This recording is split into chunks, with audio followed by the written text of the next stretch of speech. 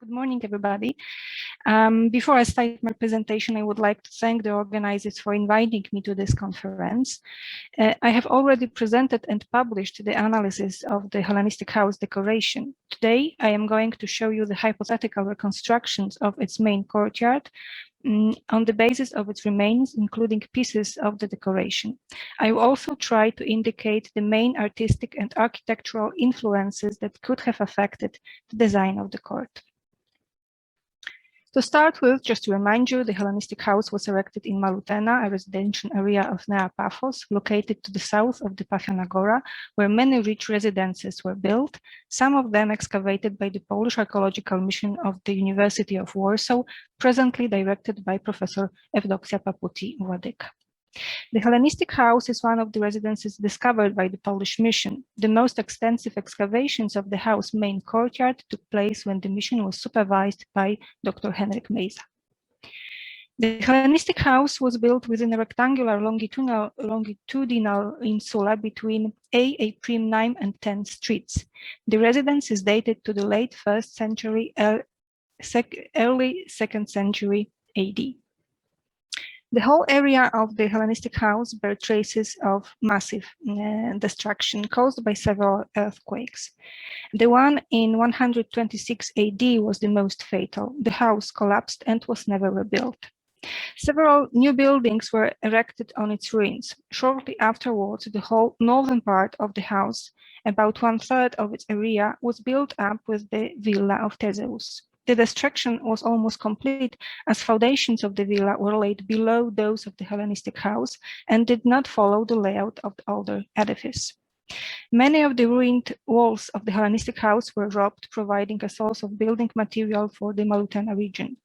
The area of the main courtyard was transformed into rubble, where construction debris from the ruins of destroyed buildings, particularly from the area of the future villa of Theseus, was stored. These remains contained many plain blocks as well as fragments of architectural decoration and served as a warehouse for easy-to-get building material for the newly built edifices in that part of Nea Paphos.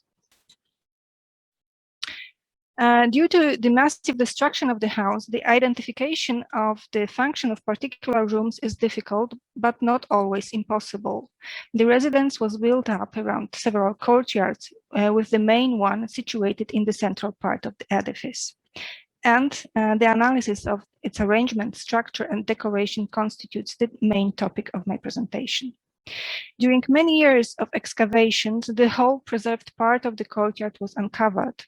It was placed in the center of the house, right next to Street A' on the south, and surrounded by rooms of various functions, including domestic rooms, bathrooms, as well as official rooms, with the main hall recognized on the basis of richer decoration.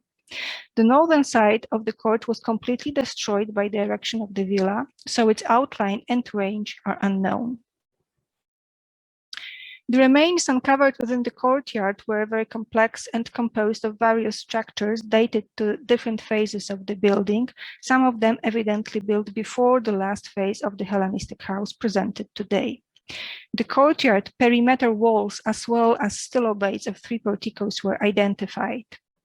Huge rubble filling in the central and south part of the courtyard proved to be paramount for its reconstruction.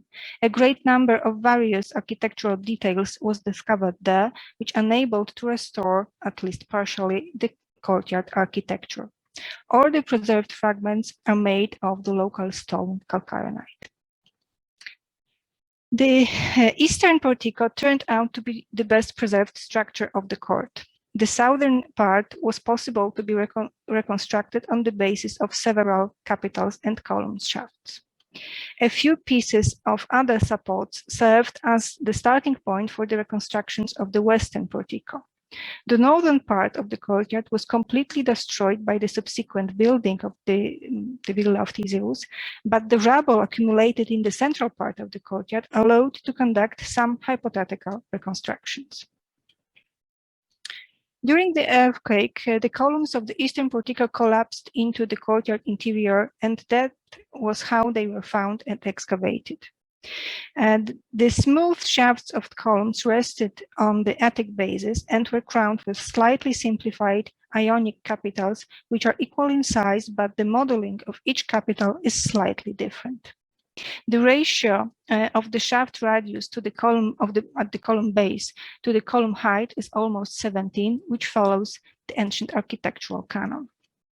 The upper parts of the entablature of the Ionic portico were found in the form of plain, relatively short stone slabs, which were lying in front of the overturned columns in the courtyard. Originally, they probably formed a frieze and cornice of quite a simple form. Due to the state of the portico at the time of the discovery, lying complete columns, the reconstruction did not present any doubts, and the anastylosis of the preserved 7 columns could have been executed. The southern portico was preserved in a much worse condition than the eastern one. 5 Doric capitals and 2 fragments of smooth shafts were discovered in the south part of the yard, which enabled the specified order of this colonnade. The size of the preserved fragments let us assume that the columns of the Doric portico measured the same as the Ionic, that is almost 3 meters. A very interesting arrangement was applied to the corner between the southern and the eastern porticos. The support belonging to the 2 colonnades was designed as a heart-shaped pillar, 2 penetrating shaft crowned with 2 halves of capitals, Doric and Ionic. Together, they might have originally created 1 capital which belonged simultaneously to both porticos, ending respectively the Doric and Ionic colonnades. The corner heart-shaped pillar obviously shows that also the entablature was used over, the same entablature was used over the southern as well as the eastern portico. The western portico of the courtyard has lasted to our times in a bad condition. The base of an Attic anta preserved in situ flanked the western portico on the south side. The anta was simultaneously a corner support of the western and southern porticos, the counterpart of the heart-shaped pillar on the east side. A column's base of a corresponding to the anta base moldings was found within the main courtyard. Its scale fits the western stylobate. 4 capitals of adequate proportions were also uncovered within the courtyard. These finds permitted identifying the western portico as constructed in the Corinthian order. 2 capitals crowned columns. The other 2, in a form of cuboid blocks, originally belonged to antae, which flanked the western portico from the northern and southern sides. Very faint traces of polychrome were observed on the surface of one of the Corinthian capitals and on the base of anta. These colors resemble strongly the vivid colors of the Corinthian capital from the Ptolemaic sanctuary in Hermopolis Magna. The Corinthian capitals from the western portico are related to the so-called Alexandrian types of decoration, which differs from the so-called normal Corinthian capitals. For example, their lower part of the calatos is surrounded by a double collar of acanthus leaves, which with planes shots curl up into volutes that support the abacus.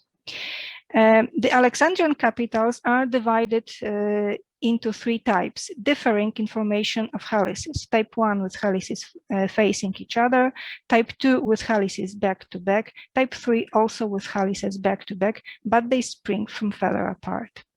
In the case of the Alexandrian Corinthian capitals from the Hellenistic House, their decorations even more complex, as different types of helices arrangement are mixed on one capital, as you can see, type 1 and 2. Even more interesting is the fact that these 2 capitals are different from each other. One has 2 pairs of helices in type 1 and 2, and the other has 3 sides in type 1 and 1 in type 2.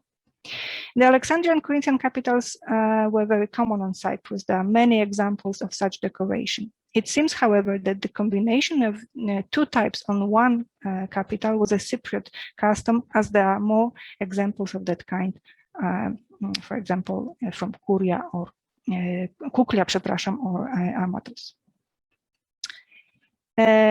There are no preserved fragments of the column shaft big enough to establish the height of the Corinthian colonnade. It may be estimated on the basis of the analysis of the remaining fragments and the analogies. In this case, the proportions of the Ionic portico may serve as a starting point. Since classical proportions and module were applied in the Ionic portico, the same rule might have been employed in the construction of the Western one. Assuming that the height of the Corinthian columns equals 9 to 10 diameters of the shafts, the column from the Western portico could have measured from 531 to 615 centimeters. For the purely hypothetical reconstruction purposes, the average value of 570 centimeters was accepted. The north part of the courtyard of the Hellenistic house was completely destroyed by the Villa of Theseus. However, the rubble that was found in the south and central part of the courtyard contained a great number of various architectural details. Among others, there was a set of almost 40 pieces that initially constituted another type of capitals. The capitals were characterized by a very simplified geometrized form originating from the Corinthian capital. They can be identified as the so-called blocked-out capitals resembling the Nabatean capitals type 1, known, for example, from Petra. Their considerable number may indicate that they could have constituted architectural frame for the north part of the main courtyard. The meticulous analysis of the capitals fragments permitted establishing a hypothetical form of the support, the engaged column in a form of a half column with a pilaster. Such a reconstruction changes radically the picture of the north part of the main courtyard, a pseudo-portico consisting of a row of half columns instead of a classical portico. As in the case of the southern and western porticos, the height of the half columns of the northern pseudo-portico is not known. The most probable reconstruction assumes their height to be equal to the western portico, as the size of the discovered pieces of the blocked-out capitals is similar to their Corinthian counterparts.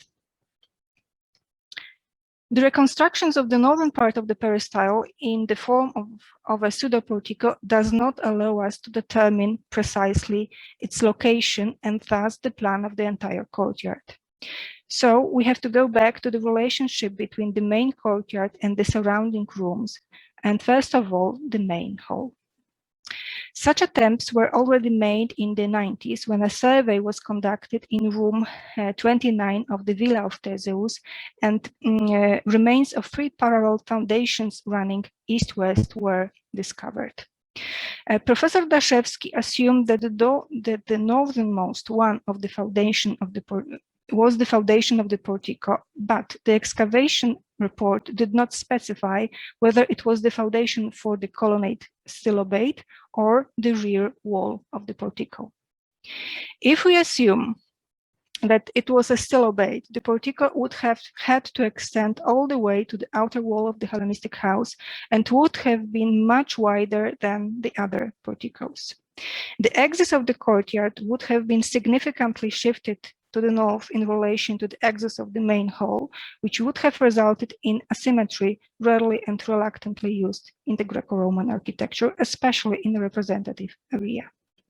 If we assume that this foundation would have been connected with the rear wall of the portico, the axis of the courtyard would have almost coincided with the axis of the main hall, and I believe that this was the intention of Professor Daszewski, logical, assuming that we are dealing with a complete 4-portico peristyle.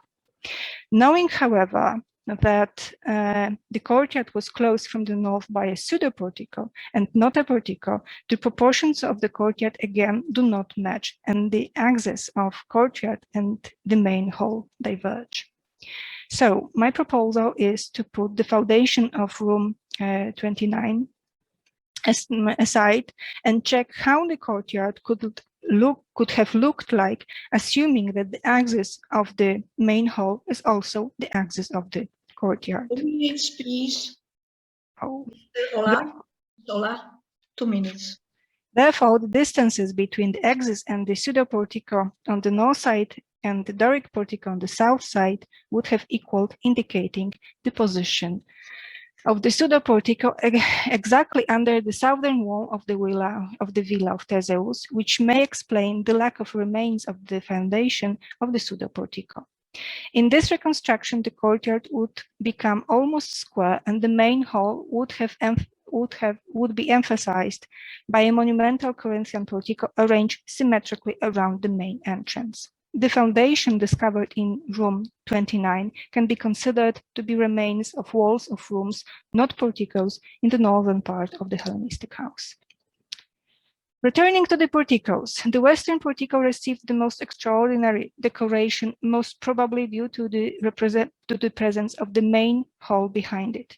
It would emphasize the position of the main room and provide its entrance with a suitable architectural frame. Unfortunately, no fragments of the entablature that could be associated with the Corinthian portico survived till our times. It seems that the construction that was resting on the colonnade must have been a light one because the foundations of the stelobate are very weak. That is why we assume that there was only a wooden architrave with no frieze and cornice, which supported a light roof made of wooden trusses and ceramic tiles. All the windows and doors except those leading to the main hall are purely hypothetical. The northern part of the main courtyard remains the biggest riddle, as it was completely destroyed by erecting the villa of Theseus. The form of the reconstructed blocked-out capital as a part of the engaged half column is the main indication for the reconstruction of the lacking part of the courtyard in a form of a pseudo-portico.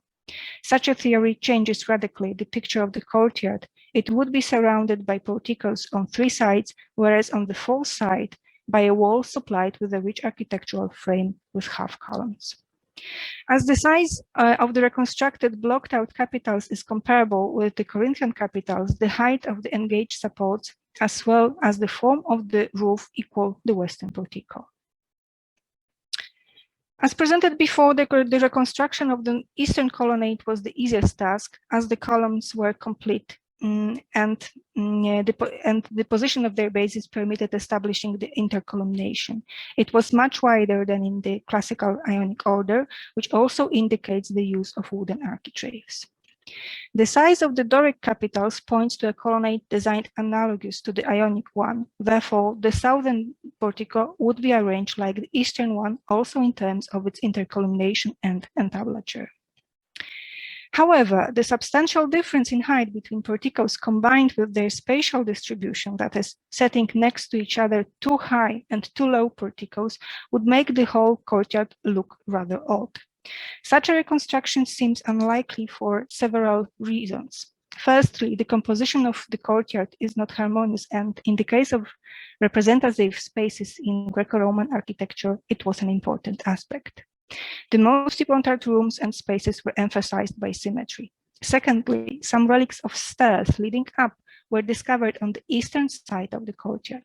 And thirdly, the amount of debris found in the courtyard may indicate the existence of the upper floor. In my opinion, the design of the courtyard with four sides of equal height is much more probable and in consequence requires providing galleries above both lower porticos, the eastern Ionic one and the southern Doric one. The introduction of the second floor above them would unify the height of the whole courtyard. An arrangement of the courtyard with one portico of a peristyle higher than the other was described by Vitruvius and named the Rhodian peristyle. The famous Palazzo delle Colonne seems a particularly adequate analogy, since its courtyard is equipped with porticos of various orders, some of which are two-storied. Summarizing and returning to the question from the title, was the main courtyard of the Hellenistic house more Hellenistic or Roman in the light of an architectural study? The Hellenistic house, despite its name, was erected during the Roman period of the Cypriot history, when the Roman governor ruled the island, living in Nea Paphos, perhaps even in the Hellenistic house. So it seems obvious that its seat should be a quintessence of the Roman art and architecture. But if we look closely, we may indicate many features that originated from the Greek art, the peristyle design itself, later widely used by the Romans in the whole empire. It is worth highlighting two strong tendencies in the Cypriot architecture of the time, both clearly visible in the Hellenistic House. Firstly, a very strong influence of the Alexandrian art created in the Ptolemaic Egypt and still strongly present in Cypriot architecture during the Roman period, for example, the Alexandrian or the blocked out capitals. Secondly, the attachment to the building tradition, even for a very long time. The Alexandrian capitals may again serve as a very good example, as they were firstly created in the Hellenistic period, but still in use several centuries later. To sum up, the main courtyard of the Hellenistic House constitutes an excellent example of a Greco-Roman design built on the eastern frontiers of the Roman Empire, with a strong impact of the imperial architecture as well as the Alexandrian art and long attachment to the local building tradition. Thank you very much for your attention, and I apologize for extending my speech.